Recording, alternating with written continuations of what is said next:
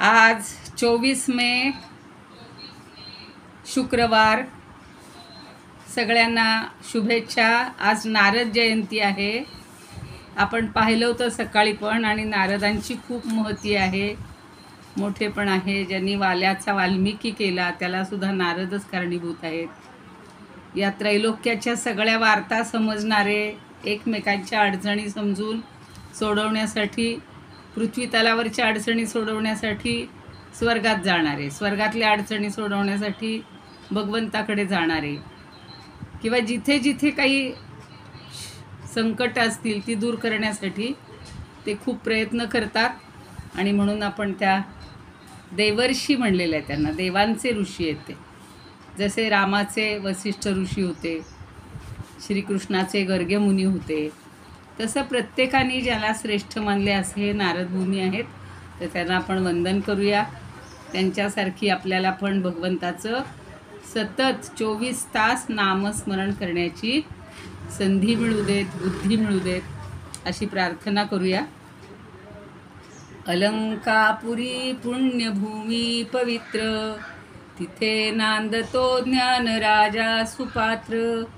तया आठविता महापुण्यराशी, नमस्कार साष्टांग श्री ज्ञानेश्वरासी. 65 हरिपाठ कौच सुलभौ, सुज्ञाय अचाज्ञाय च. गाथा स्वानुभवामृते रसयुते, भक्ताय मुक्ताय च. सर्वेषांच हिताय येन ग्रथितं, ज्ञानं तु गीतामृतं. वन्दे तं करुणाकरं प्रभुवरं, श्रीसंत ज्ञानेश्वरं. श्रीसंत ज्ञानेश्वरं. ज्ञानेश्वर महाराज की जय. पंढरीनाथ भगवान की जय. जय तू श्रीकृष्ण, जय तू ज्ञानदेव. काल आपण 548 पर्यंत ओव्या पाहिलेल्या होत्या, आणि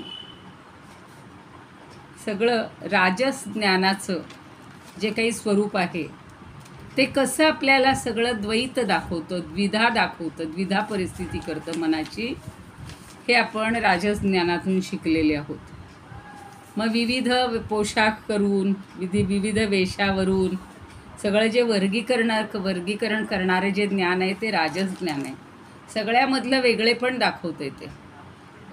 एकत्रपण किंवा ऐक्य हे न दाखवणारं हे राजस ज्ञान आहे. आता हे तर बघतोय आपण, तामस ज्ञान पाहिजे. यत्तु कृत्स्नवदे एकस्मिन् कार्ये सप्तमः हेतुकम्, अतत्वार्थवदल्पञ्च तत्तामसमुदाहृतम्. आता इथे पण संधी आहे बघा. यत्तु, यत म्हणजे जे, तू म्हणजे परंतु. यत्तु कृत्स्नवद एकस्मिन्, कृत्स्न म्हणजे संपूर्ण. यत्तु कृत्स्नवत एकस्मिन् कार्ये. कृत्स्नवत म्हणजे सगळं एकच असल्याप्रमाणे, सर्व असल्याप्रमाणे, तू संपूर्ण असल्याप्रमाणे. एकस्मिन् कार्ये म्हणजे एकाच कार्यामध्ये, एकाच कार्यरूप शरीरामध्ये सर्व काही आहे असं मानणारं. आणि पुढचं आहे सक्तम अहैतुकम. अहैतुकम म्हणजे ज्याच्यामध्ये हेतू नाही, युक्ती नाही. अहेतुकम, अहैतुकम युक्तिरहित. आणि सक्तम म्हणजे ज्याच्यामध्ये आसक्त असतं. आता सगळं विपरीतच ज्ञान आहे. तामस ज्ञान हे कसं आहे, विपरीतच ज्ञान आहे. त्यामुळं मनुष्य काय करतो, तर हा आपला खरं क्षणभंगूर नाशवंत देह आहे. कोणी अशी परमनंट हे ऑर्डर घेऊन नाही आलेला की तू आता चिरंजीव हो. भगवंतांनी हनुमंताला सांगितलं, श्रीरामांनी, की चिरंजीव हो हा मारुती आहे की नाही. त्याला चिरंजीव हा हे त्यांनी दिलेलं आहे, चिरंजीव पद. तसाच बिभीषण आहे, तसाच अश्वत्थामा आहे, बली आहे, व्यास आहेत. म्हणजे हे जे आहेत हे सप्त चिरंजीव झालेले आहेत. फक्त त्यांच्या व्यतिरिक्त कोणीही चिरंजीव नाही आहे. पण आपण ह्या नाशवंत देहालाच काय मानतो, म्हणजे हे तामसी लोक आत्मा मानतात आणि हा देह सर्वस्व आहे असं समजून त्यामध्ये आसक्त होतात. फक्त देहाची चिंता, बाकी चिंता काही नाही. त्याच्या उलट ज्ञानदेव म्हणायचे किंवा समर्थ म्हणायचे, चिंता करीतो विश्वाची. त्यांनी विश्वाची चिंता दूर करण्यासाठी स्वतः चिंता केलेली. आणि इथे मात्र हे जे म्हणून शेवटी म्हणले अतत्वार्थम, म्हणजे तात्विक अर्थ नसलेलं. तिथं थोडासा संधी आहे. अतत्वार्थवत अदल्पंच, अल्पंच. अतत्वार्थवत अल्पंच म्हणजे ज्याच्यामध्ये तत्व नाही, तात्विक अर्थानं रहित आहे आणि अल्प, अत्यंत तुच्छ किंवा अगदी नगण्य असं जे ज्ञान असतं, तत् तामसम उदारुतम, ते ज्ञान तामस ज्ञान होय. म्हणजे ते कुणालाही आपल्यामध्ये सामावून घेत नाही. फक्त मी आणि माझा देह, फक्त स्वतःचं बघणारा, स्वतःचा विचार करणारं असं जे ज्ञान आहे ते तामस ज्ञान आहे. आता आपण थोडंसं डोळे मिटून रात्री झोपल्यावर विचार करूया की सात्विक ज्ञान कसं आहे, राजस ज्ञान कसं आहे आणि तामस ज्ञान कसं आहे. माझ्याकडे सात्विकचा किती अंश आहे, राजसचा किती आहे आणि तामसचा किती आहे. असं काही 100% सात्विक ज्ञान कुणाकडं नसणार आहे. थोडासा राजस भाग त्याच्याकडेही असतो, पण सर्वसामान्यांच्या बाबतीत हे आहे. आपण जे आहोत प्रापंचिक त्यांच्या बाबतीत आहे. जे संत आहेत, सज्जन आहेत, देवा अवतार रूपाने देव म्हणून जे जन्माला आलेले आहेत, त्यांच्या ठिकाणी फक्त सत्वगुण आहे. तिथे राजस आणि तामसचा प्रश्नच येत नाही. पण इथं हे जे तामस ज्ञान आहे हे कसं आहे की जे ज्ञान या कार्यरूपी शरीरालाच संपूर्ण मानत असतं, त्याच्यामध्येच आसक्त, पूर्णपणे कृत्स्नवत संपूर्णपणे आसक्त असतं. जे युक्तिरहित आहे, तत्वानी रहित आहे, तात्विक अर्थानी रहित आहे आणि जे अत्यंत अल्प आहे किंवा तुच्छ आहे, असं जे ज्ञान आहे ते तामस ज्ञान आहे. आता हा एका श्लोकाचाच अर्थ एवढा आहे. आता त्याच्यावर ज्ञानदेवांनी तर किती ओव्या दिलेल्या आहेत बघूयात आपण. आता रोज थोड्या थोड्या शिकूया, एका दिवशी तो होणारही नाही. जवळजवळ एका श्लोकावर 49 पासून 94 पर्यंत, 549 पासून 94 पर्यंत, म्हणजे 9, 6, 9, 5, 14 तेवढ्या ओव्या त्यांनी 50-55 ओव्या तामस ज्ञानावर दिलेल्या आहेत. अगदी समजून घेण्याजोगं आहे, कंटाळा करायचा नाही. आपल्याशी काही संबंधित नाही आहे. पण जे लोक हे तामस ज्ञानाने युक्त असतात, तमोगुणी तमोज्ञानी असतात, ते कसे असतात हे समजलं की आपण तसं वागायचं नाही, आपण तसं ज्ञान आपल्याजवळ ठेवायचं नाही, एवढं समजलं तरी बास आहे. आता उदाहरणं बघायची.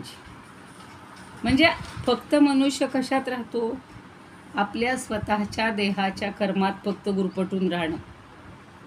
अगदी अल्प क्षुद्र ज्याला म्हणू आपण, क्षुद्र वृत्ती असतात की नाही आपल्या शेजारी पाजारी सुद्धा लोक. बघा आता मी तुम्हाला सांगितलं की अगदी देवाच्या इथं जरी गेलं तरीसुद्धा ते असे अगदी संकुचित वृत्ती, ही माझी जागा आहे, ही माझी खुर्ची, आता काय हो कोणी त्या खुर्चीवर नाव लिहिलं तुझं, पण मी रोज याच खुर्चीवर बसते, आज तुम्ही इथं नाही बसायचं, पलीकडे जा. असेही लोक, इतकी क्षुद्र वृत्ती असते, ती सगळी तमोगुणी किंवा तमोवृत्ती आहे.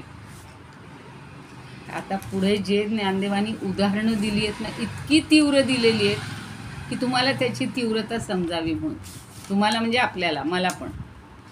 तरी किरीटी जे ज्ञान, किरीटी हे अर्जुनाला, किरीट म्हणजे मुकुट, मुकुट घातलेले अर्जुनाला अगदी ते म्हणतात, अरे किरीटी, अरे पार्था, जे ज्ञान हिंडे विधीचेनी वस्त्रहीन. विधीचेनी म्हणजे काय की शास्त्राची वस्त्र आहेत, विधी म्हणजे विधीपूर्वक, शास्त्राचीच वस्त्र न धारण करता, विधीचेनी वस्त्रहीन हिंडे. आता आपण फक्त वस्त्रहीन हिंडे एवढाच शब्द आपल्याला समजेल.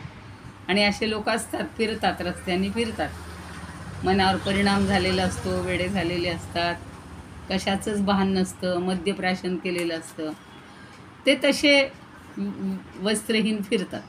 पण इथं कशाचं वस्त्र सांगितलं आहे? विधीचं, शास्त्राचं वस्त्र ज्यांनी धारण केलेलं नाही असा जे संचार करतात. म्हणजे एक वेळ ते वस्त्र न घालता फिरलेलं परवडलं, पण शास्त्रविरुद्ध वागणं आहे, तो जो संचार आहे तो घातक आहे. पुढं काय म्हणलंय? श्रुती पाठमोरी नग्न. आणि श्रुती म्हणजे सगळे वेद. वेदांनी काय केलेलं आहे?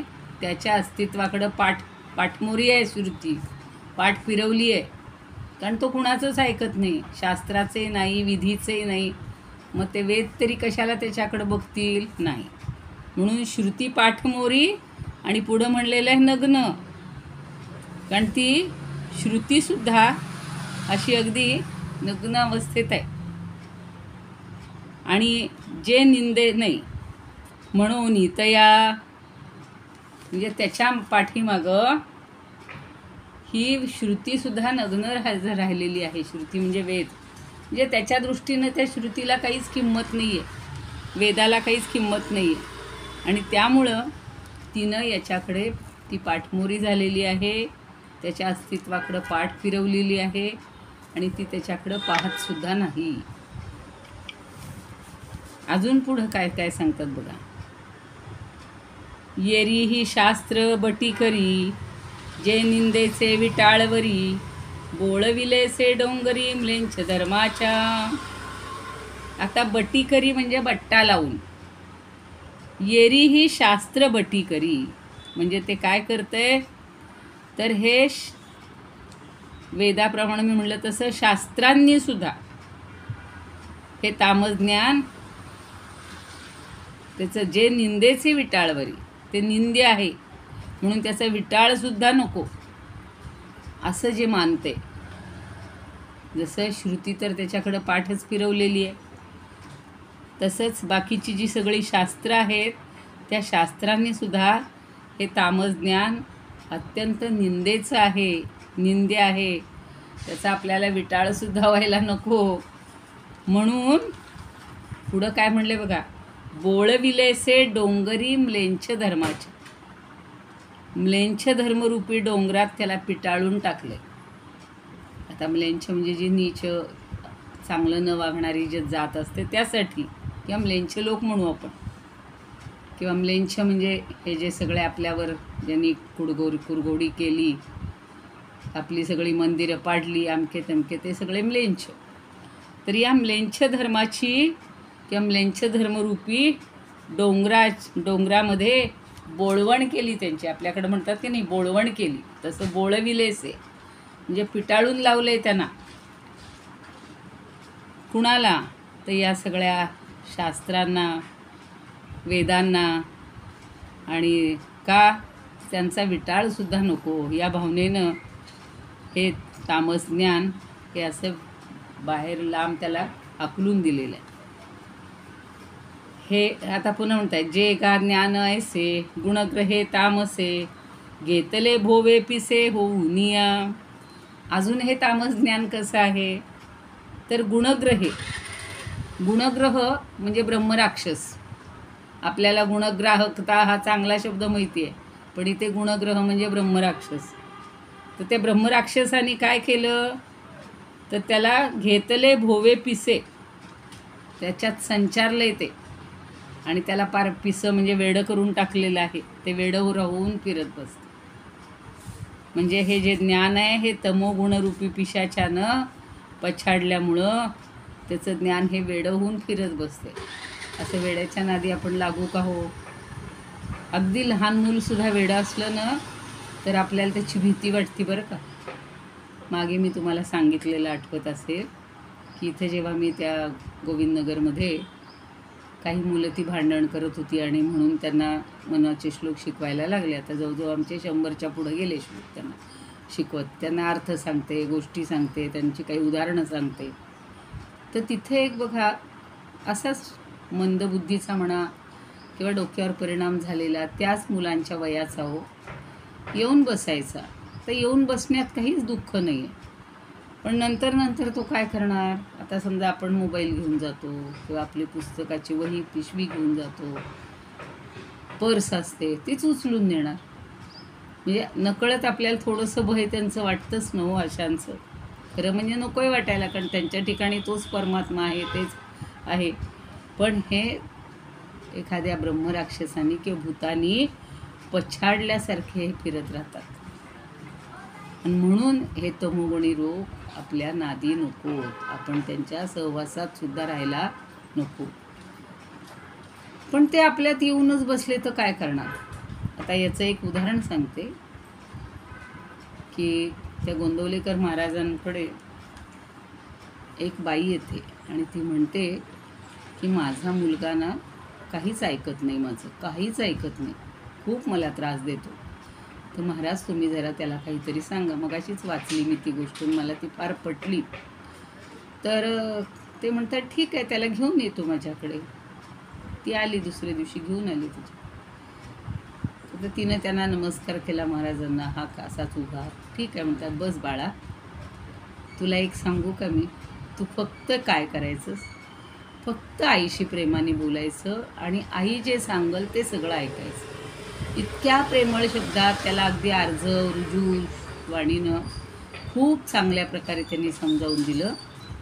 तो म्हणला ठीक आहे, मला आवडलं तुमचं सांगणं, मी आता उद्यापासून आईकडे लक्ष देईन. बरं. गेला तो, घरी गेला, आईशी प्रेमाने वागायला लागला. म्हणजे कधीकधी सज्जनांच्या संगतीत अगदी दुष्ट किंवा असा तमोगुणीसुद्धा सुधारतो, पण तो तात्पुरता सुधारला. नंतर त्यांनी काय केलं, त्याची योगायोगानं आई मरणच पावली. बिचारी एकटीच त्याला सांभाळत होती, वडील गेलेलेच होते. आणि मग नंतर त्यांनी काय केलं, तो लागला वाईट नादाला. तरी रोज महाराजांच्या कीर्तनात, त्या प्रवचनात येऊन बसायचा, अगदी पुढे येऊन बसायचा, चांगला होता. पण आपण म्हणतो ना, संगत ही अशी कोणाची तरी लागली, कोणतरी भूतपिशाच्याने पछाडलेलं त्याला भेटलं आणि तो लागला वाईट मार्गाला. एके दिवशी तो आलाच नाही प्रवचनाला. म्हणल्यानंतर महाराजांचं लक्ष बाकी सगळ्यांकडं असणार, पण त्याच्याकडे जास्त. तो आलाच नाही. कीर्तन भजन काय रात्री उशिरा संपला असेल. मग तिथून पुढं ते बघायला गेले. हातात एक कपड्याला गोळा ते रॉकेल ओतून त्याची मशालसारखी केली आणि बरोबर गेले. तर त्याला किल्ली देता का? अहो, तर त्यांनी पाहिलं तर तो एका स्त्रीबरोबर झोपलेला होता. त्यांना वाईट वाटतं की ठीक आहे, म्हणजे आता आपण किती प्रयत्न केले तरी आहे. त्यांनी काहीही, आणि थंडीचे दिवस होते, त्यांनी आपल्या अंगावरची जी कफनी असते ना, जे वस्त्र असतं ना, ते त्याच्या अंगावर टाकलं त्या दोघांच्या आणि ते निघून आले. बोलले नाहीत, रागावले नाहीत, काही नाही, केवढी शांतपणे.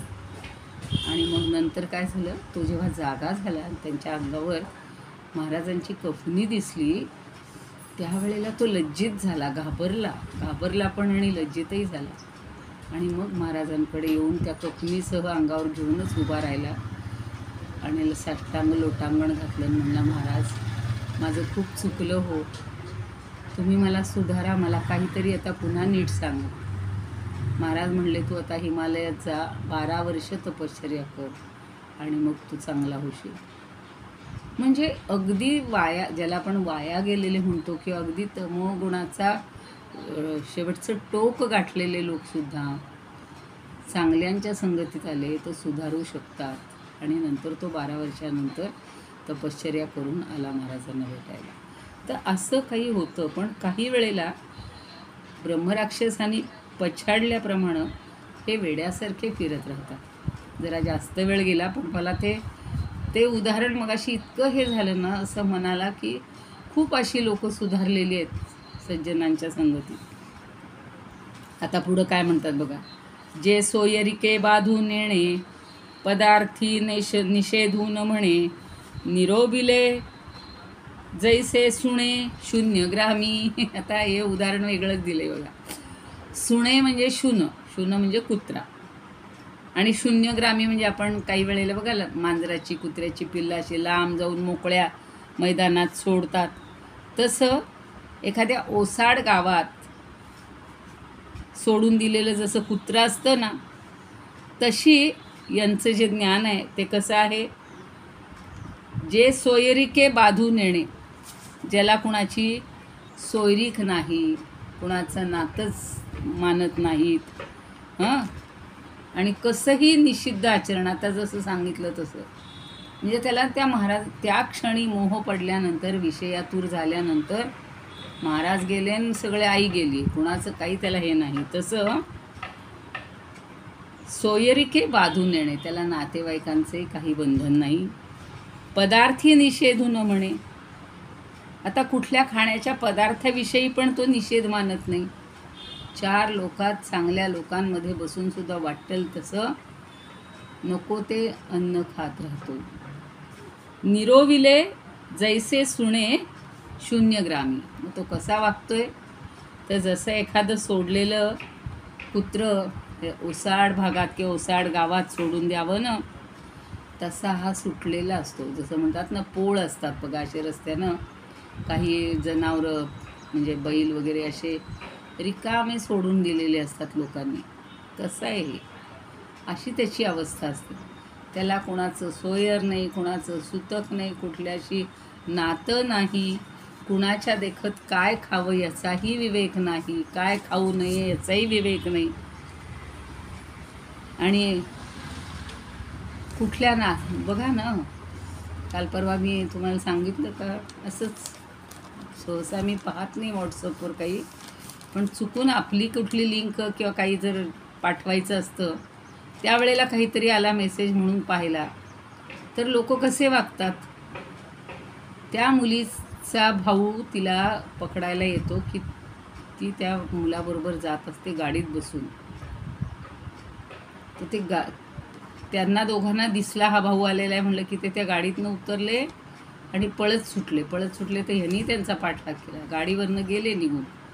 मग हा गाडी घेऊन बरोबर आडवा गेला, त्यानं मार्ग बदलला, पाठीमागून न जाता पुढून गेला.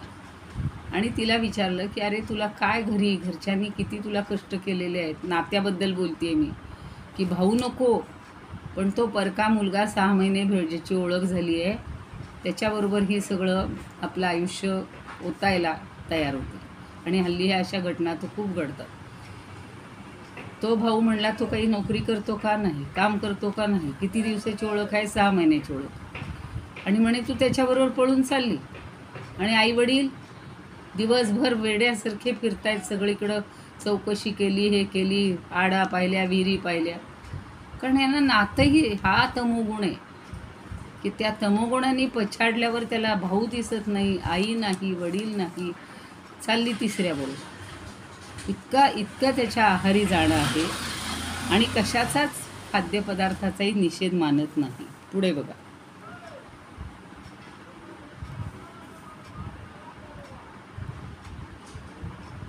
तया तोंडी जे नाडळे, का खाता जेणे पोळे, तेची एक वाळे, येर घेण्याची.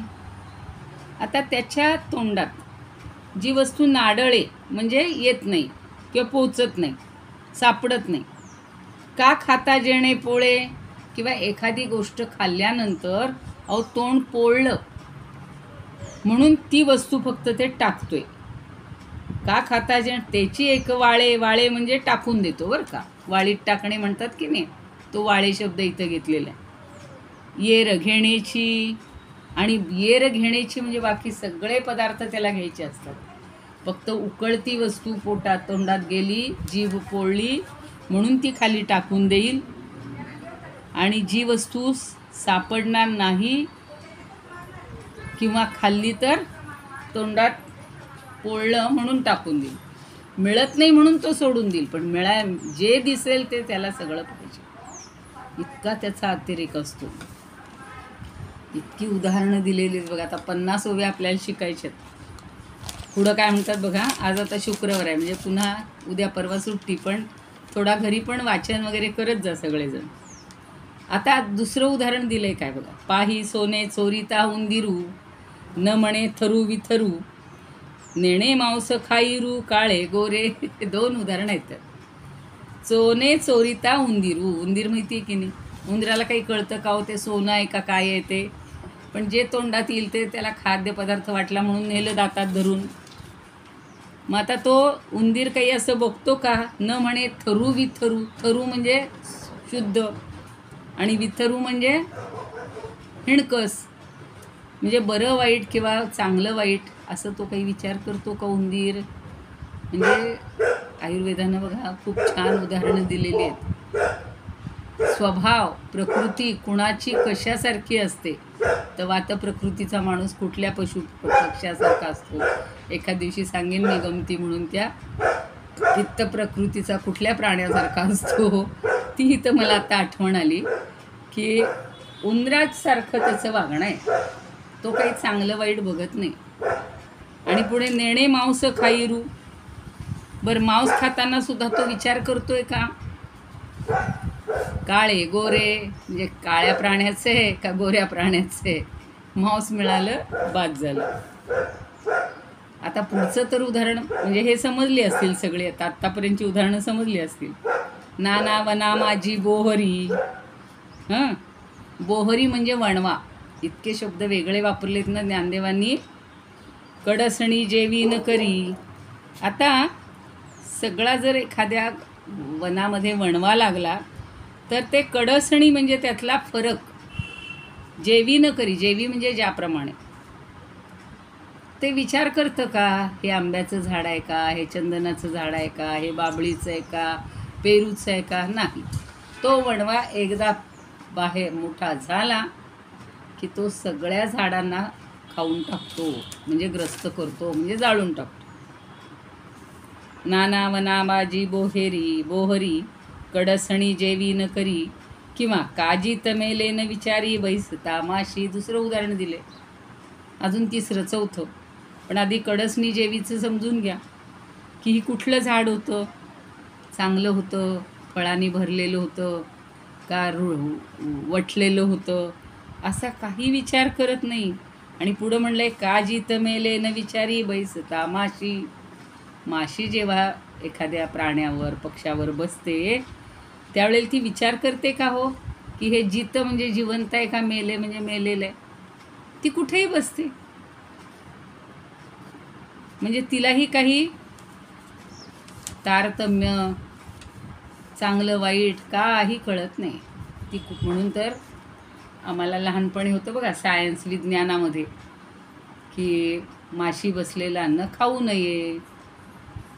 का आपण त्याचा त्याग करतो? किती माशी आता यांनी सांगितलं तसं मेलेल्या पक्ष्यावर मेलेल्या प्राण्यावर बसून, किंवा अत्यंत आता पूर्वीच्या काळी सगळं बाहेरच असायचं ना, शौचाला वगैरे जाणं, त्यामुळं त्या घाणीवरनं सुद्धा त्या बसून यायच्या. आणि मग ती जर आपल्या घरातल्या अन्नावर बसले म्हणून अन्न झाकून ठेवा, की असा प्रश्न असायचा. अन्न नेहमी झाकून का ठेवावे? अन्न उघडे का ठेवू नये? किंवा उघडे अन्न का खाऊ नये? त्याची कारणं असायची. तर त्या माशांपासून जपलं पाहिजे. आणि ह्या माशीसारखा आहे हवं होतं मोगणी. त्याला काळही समजत नाही, गोरही समजत नाही, कुठेही ती मेलेल्या ह्याच्यावर बसू शकते. काजी पुढे अगावांता का वाढिले या, साजूक का सडलिया, विवेकू कावळिया नाही जैसा. आता पुढचं उदाहरण देत आहेत. कावळिया म्हणजे कावळ्याचं. आता कावळा काय करतो? अगा वांता का वाढिले या. वांत म्हणजे ओकलेलं, आणि वाढिले या म्हणजे वाढलेलं. वाढलेलं अन्न आहे, ताजं आहे का ओकलेलं आहे? साजूक की सडलिया, अगदी साजूक अन्न आहे, साजूक तूप घातलेलं अन्न आहे का सडलेलं आहे, वाया गेलेलं आहे, प्रहर उलटून गेलेला आहे, रात्र उलटून गेलेलं आहे, नाचलेलं आहे, विटलेलं आहे. विवेकू कावळिया नाही जैसा. असा विवेक त्या कावळ्याला जसा नसतो.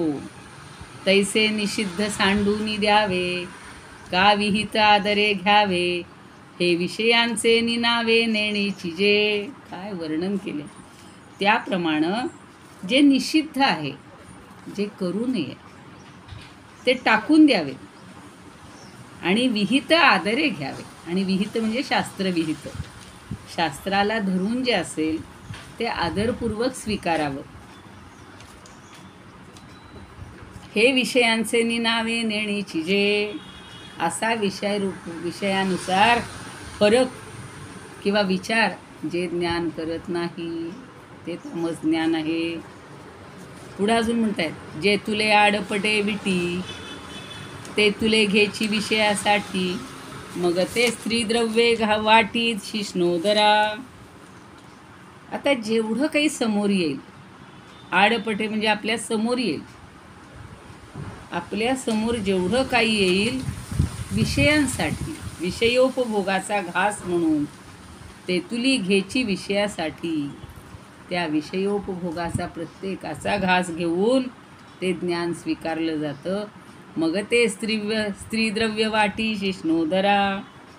आता पुढचं तर अगदी मगाशी सांगितलं होतं नग्न जसं तसंच इथं सांगितलेलं की फक्त स्त्री दिसली की तिचा फक्त उपभोग घ्यायचा आहे, कामपूर्तीसाठी आहे. आणि उदर म्हणजे पोट, शिष्ण म्हणजे आपल्याला माहिती आहे. तर कामपूर्तीसाठी त्या स्त्रीचा उपभोग घ्यायचा आहे. आणि द्रव्य म्हणजे धन, धन दिसलं की कशासाठी घ्यायचे, उदर भरणं, पोट भरण्यासाठी. म्हणजे कशासाठी कशाचा उपयोग करायचा आहे हे फक्त एका टोकाचंच त्याला माहिती असतं. आणि असं जे ज्ञान आहे ते सगळं तामस ज्ञान आहे. ओके, संपली मीटिंग. इदमुपकर्तुं भुवन मंडलम समुदितमिव भास्करम सादरम वंदे ज्ञानेश्वरम. त्रिभुवन माता भगवद्गीता लोकमंगला लोकविश्रुता लोकहितं संततं ध्यायता. येन ज्ञानेश्वरी विरचिता श्रुत्वा प्राकृतगिरं सादरं वंदे ज्ञानेश्वरं सादरं वंदे ज्ञानेश्वरम्. आरती ज्ञानराजा महाकैवल्य तेजा सेविती साधू संत मनुवेधला माझा. आरती ज्ञानराजा लोपले ज्ञान जगी हित नेणती कोणी. अवतार पांडुरंग नाव ठेविले ज्ञानी. आरती ज्ञानराजा कनकाचे ताट करी उभ्या गोपिका नारी. नारद तुंबरू हो सामगायन करी. आरती ज्ञानराजा प्रगट गुह्य बोले विश्वब्रह्मची केले. रामा जनार्दनी पायी मस्तक ठेविले. आरती ज्ञानराजा महाकैवल्य तेजा सेविती साधू संत मनुवेधला माझ. आरती ज्ञानराजा. ज्ञानेश्वर महाराज की जय. पंढरीनाथ भगवान की जय. जय तू श्रीकृष्ण, जय तू ज्ञानेश्वर.